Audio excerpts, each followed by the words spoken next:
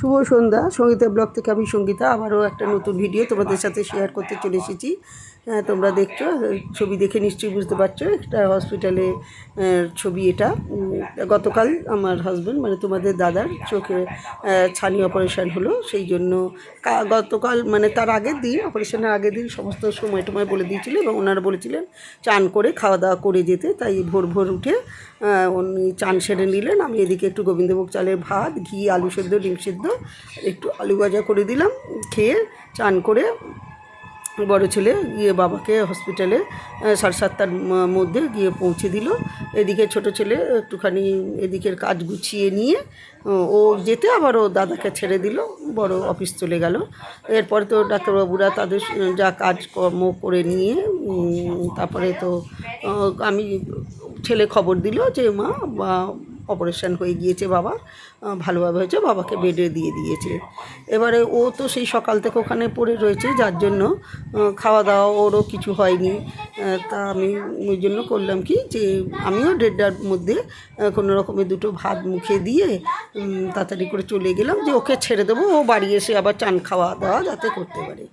তা এদিকে বড় ছেলেও ওরও মনটা ছটফট করছে, ও অফিস থেকে বারবার ফোন করছে, মা হয়ে গেছে হয়ে গেছে, হ্যাঁ হয়ে গেছে।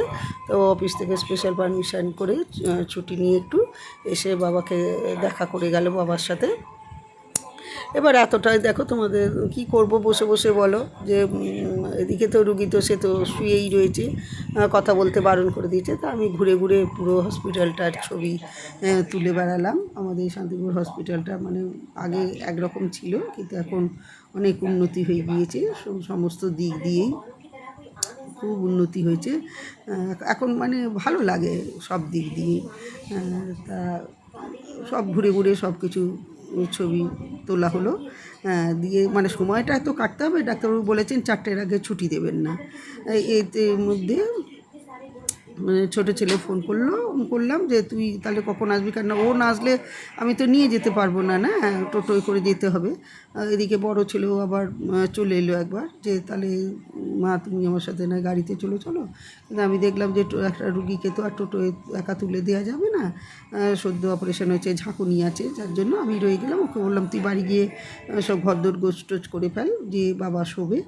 তো ও চলে গেল, ছোটো ছেলে তো সাইকেল নিল, আর আমি ওর বাবাকে নিয়ে টোটোয় করে বাড়ি ফেরার জন্য মানে এই আমাদের আলোচনা হলো। ইতিমধ্যে তো 4টে বেজে গেছে, যথারীতি যা যা ফর্মালিটি করার রয়েছে করে সইসাবুত করে ওষুধপত্র ওরা থেকে দিয়ে দিল, দিয়ে ওখানে হসপিটাল থেকে বেরিয়ে পড়লাম। আবার আগামী শুক্রবার যেতে হবে, ডাক্তারবাবু দেখবেন। তা বাইরে আমরা বেরিয়ে এসে ছোটো ছেলে আবার একটা টোটো দেখলো, দিয়ে সেই টোটো করে আমরা বাড়ি চলে এলাম।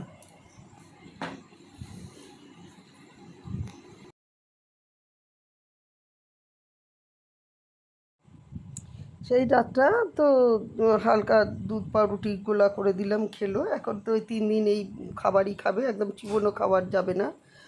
আর বলে দিয়েছিলেন যে প্রতি 2 ঘন্টা অন্তর অন্তর চোখে ড্রপ দিতে হবে, আর সকালবেলা উঠে চোখটা পরিষ্কার করে দিতে হবে, ওই যে ব্যান্ডেজটা খুলে ওটা পরিষ্কার করে দিতে হবে।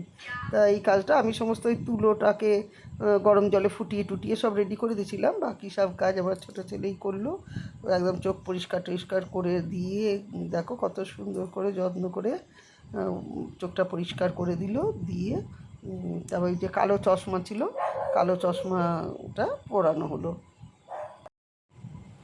আর যে কথাটা না বললেই একদম নয়, সেটা হলো যে হসপিটালে যে ডাক্তারবাবু অপারেশন করেছেন বা করেন, ভীষণ ভালো ডাক্তারবাবু, ব্যবহারে কথাবার্তা সব দিক দিয়েই ভীষণ ভালো। মানে আমার একটা ভয় ছিল হসপিটাল বলে, কিন্তু সেটা আর রইল না। আবার আগামী শুক্রবার ডাক্তারখানায় যেতে হবে, হসপিটালে গিয়ে ডাক্তারবাবু আবার যা পরামর্শ দেবে সেই মতো চলতে হবে। তাহলে আজকের ব্লগটা এখানেই শেষ করছি। পুরো ভিডিওটা দেখার জন্য তোমাদের সকলকে অনেক অনেক ধন্যবাদ। সবাই ভালো থেকো, সুস্থ থেকো, আর অবশ্যই করে লাইক, শেয়ার, কমেন্ট করে সাবস্ক্রাইব করে আমার পাশে থেকো।